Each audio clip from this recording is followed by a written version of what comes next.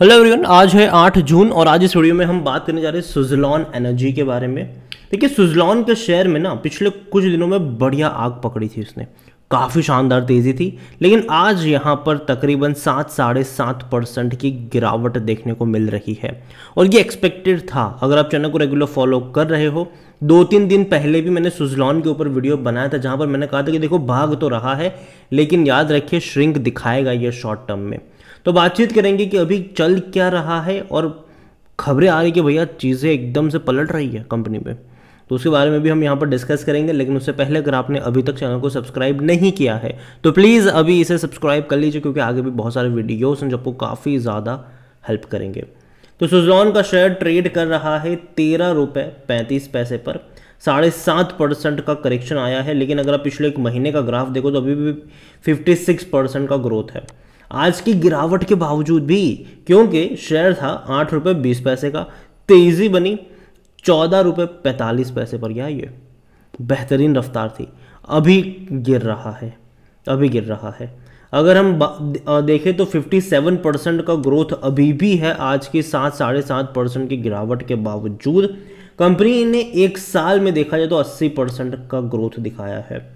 देखिए, गिरा था इससे पहले भी 5 रुपये 60 पैसे पर गया, बड़ी रफ्तार पकड़ी थी, डबल हो गया। आप देखिए यहाँ पर वापस गिरा, ये वापस डबल हो गया, वहाँ से वापस गिरा 7 रुपये पर आया, यहाँ से डबल हो गया।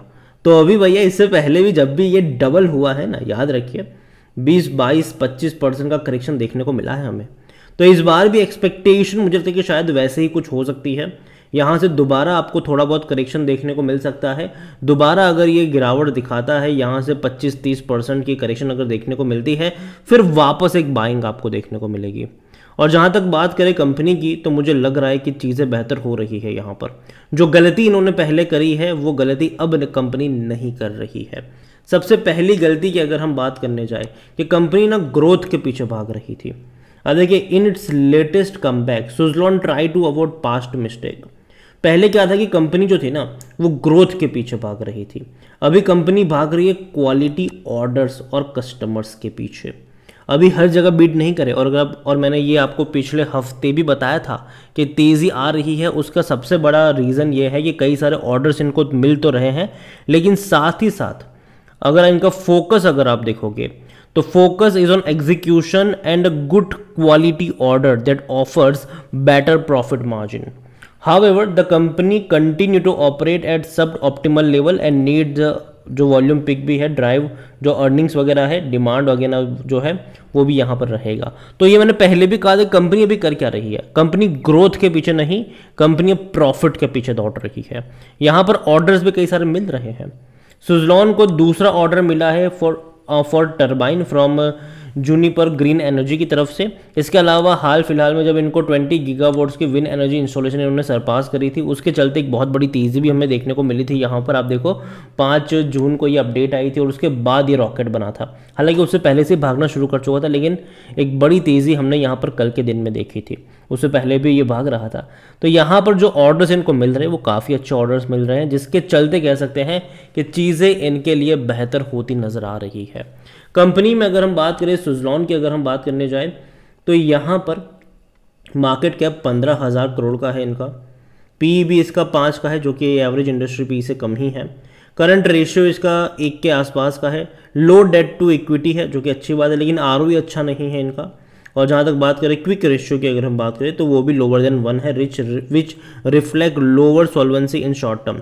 और देखो, दूसरी बड़ी बात यह है कि कंपनी ना डेट में फंसी हुई है। कंपनी ने कई बार अपने डेट को रिस्ट्रक्चर किया और अभी इनके पास ये आखिरी मौका है, और अभी कंपनी ये वाली गलती नहीं कर रही है। कंपनी क्या कर रही है, कंपनी अब ज़्यादा लोन उठाने की कोशिश नहीं कर रही है जिससे और बड़े एक्सपांशन किए जा सके, वो नहीं कर रही है। कंपनी भैया कर रही है, सिंपल सी बात है, प्रोजेक्ट कम उठा रही है लेकिन क्वालिटी प्रोजेक्ट उठा रही है जहाँ पे इनका मार्जिन अच्छा निकल पाए, और ये इनके लिए फ़ायदे का सौदा है। कंपनी के बारे में अगर हम बात करें तो इनका जो रेवेन्यू है वो धीरे धीरे बढ़ रहा है, 1695 करोड़ का रहा, जो पिछले 3 क्वार्टर के मुकाबले अच्छा है, लेकिन पिछले साल मार्च से कंपेयर करोगे तो ख़राब है, क्योंकि 2475 करोड़ था। और जहाँ तक बात करें प्रॉफिट्स की, तो जैसे कि मैंने कहा कि रेवेन्यू भले कम रहे, लेकिन प्रॉफिट आप देखो तो 280 करोड़ का प्रॉफिट कमाया है, जो कि शानदार प्रॉफिट है। क्यों शानदार प्रॉफिट है। और मुझे लगता है कि अगर इसी तरीके से कंपनी आगे बढ़ती रहेगी, अच्छे प्रॉफिट्स अगर क्लॉक करती रहेगी, तो ये बेटर होगा इनके लिए, और कहीं ना कहीं चीज़ें बेहतर होती नजर आएगी इस कंपनी के लिए लॉन्ग टर्म में, शॉर्ट टर्म के लिए में नहीं, लॉन्ग टर्म में। और जहाँ तक बात करी जाए ना, तो आप देखिए रेवेन्यू में किस तरीके से तेज़ है। जो ग्राफ पहले डिक्लाइन वाला था ईयर ऑन ईयर बेस पे, वो अब इंक्रीज वाला ग्राफ आ रहा है।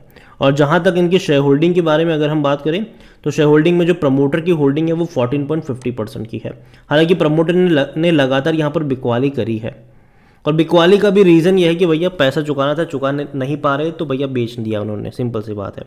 और एक अच्छी बात यहाँ पर यह भी है कि सितंबर से लेकर अब तक इंप्रूवमेंट जो आया है वो ये है कि शेयर होल्डिंग पहले 100% गिरवी थी। जितने भी शेयर्स थे 14.50% की होल्डिंग थी, लेकिन सभी के सभी शेयर्स गिरवी पड़े हुए थे।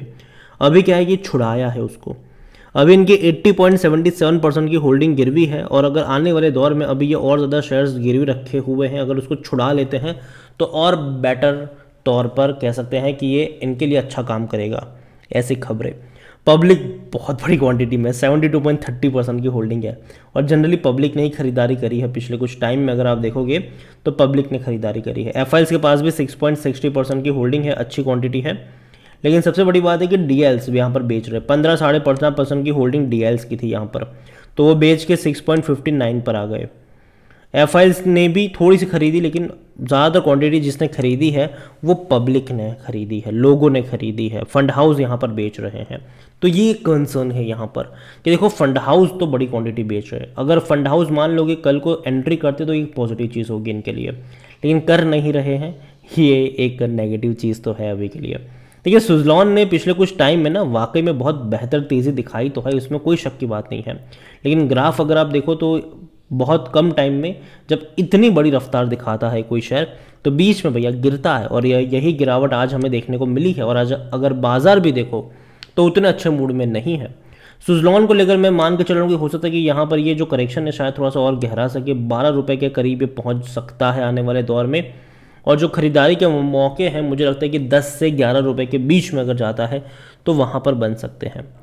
लेकिन हाँ, ये मैं अगेन यहाँ पर कह दूँ कि हाईली रिस्की कंपनी है ये, ठीक है। डेट बहुत ज़्यादा है कंपनी के ऊपर, उस चीज़ को हमें भूलना नहीं चाहिए। कंपनी कोशिश कर रही है इन सारी चीज़ों से बाहर आने की कोशिश कर रही है, जो कि बहुत अच्छी बात है। जो स्ट्रेटेजी भी ये लोग यूज़ कर रहे हैं कि भैया हम वही प्रोजेक्ट पे बिड करेंगे जहाँ पे मार्जिन हमको अच्छा मिलेगा, तो ये एक अच्छी स्ट्रेटेजी की प्रॉफिट की तरफ जा रहे हैं। और धीरे धीरे अगर प्रॉफिट इनका बढ़ता रहेगा तो चीज़ें और बेहतर होती चली जाएगी इनके लिए, लेकिन वो बढ़ना चाहिए, ठीक है। अगर बीच में भटक गए, कुछ और खबर निकल कर आ गई, तो फिर कुछ कह नहीं सकते। लेकिन हाँ, इस कंपनी को हमें क्वार्टर ऑन क्वार्टर ऑब्जर्व करना पड़ेगा। ऐसा नहीं कि आज खरीदा और भूल गए इसको, जी नहीं। हर क्वार्टरली रिजल्ट्स देखने पड़ेंगे कि कैसे आते हैं। इस क्वार्टर में भले ही उतने अच्छे प्रॉफिट्स आए, लेकिन रेवेन्यू उतना अच्छा नहीं है। अगले क्वार्टर में देखना पड़ेगा कि रेवेन्यू प्रॉफिट का क्या सीन है। अगर वो इंक्रीज़ होते नज़र आए तो बहुत अच्छी बात है, लेकिन अगर डिक्रीज़ होते नज़र आए तो फिर आपको टेम्पररी गिरावट के लिए भी तैयार रहना पड़ेगा। और देखो बीच बीच में ऐसे झटके जो है ना वो मिलते रहेंगे, यहाँ पर याद रखिएगा। तो अभी मेरी बाइंग की रिकमेंडेशन तो नहीं है सुज़लॉन में, बल्कि मुझे लगता है कि यहाँ से थोड़ा सा और करेक्शन आ सकता है। और अगर 10-11 का लेवल जो है अगर वहाँ पर जाता है तो शायद इनिशियल बाइंग के मौके बन सकते हैं, वो भी उन्हीं के लिए जो रिस्क लेना जानते हैं, ठीक है, जो रिस्क लेना जानते हैं। और एक बेहतरीन सपोर्ट जहाँ तक मुझे लगता है कि 8 रुपये का लेवल एक बहुत बेहतरीन सपोर्ट के तौर पर काम कर रहा है, वहाँ पर जाएगा तो और अच्छे मौके बनेंगे। और मैं उम्मीद करूँगा कि चीज़ें बेहतर हो और शेयर जो है वो और अच्छा परफॉर्म करे, कंपनी अच्छा परफॉर्म करे यहाँ पर। इसके अलावा एनालिसिस के लिए जिस प्लेटफॉर्म का मैं इस्तेमाल कर रहा हूँ, ट्रेड ब्रेन्स, अगर आप भी इसको यूज़ करना चाहते हैं तो लिंक मैं आपको डिस्क्रिप्शन में दे दूंगा। कई सारे बेहतरीन फीचर्स है, और अगर आप मेरा कूपन कोड HSA20 का इस्तेमाल करोगे तो आपको 20% डिस्काउंट मिल जाएगा। आप एक क्लिक में फंडामेंटली स्ट्रॉन्ग पेनी स्टॉक को भी मतलब फाइंड कर सकते हैं। अच्छे डिविडेंड पे करने वाले जो शेयर्स है वो भी आप ढूंढ सकते हैं। इसके अलावा जो बड़े बड़े इन्वेस्टर्स हैं वो क्या खरीद रहे हैं वो सब कुछ आप चेकआउट कर सकते हैं एक क्लिक में, कि कौन कौन से मतलब शेयर्स उनके पोर्टफोलियो में है, कितने नंबर्स ऑफ शेयर्स है, कितनी परसेंटेज है, सब कुछ आप एक ही क्लिक में चेकआउट कर सकते हैं।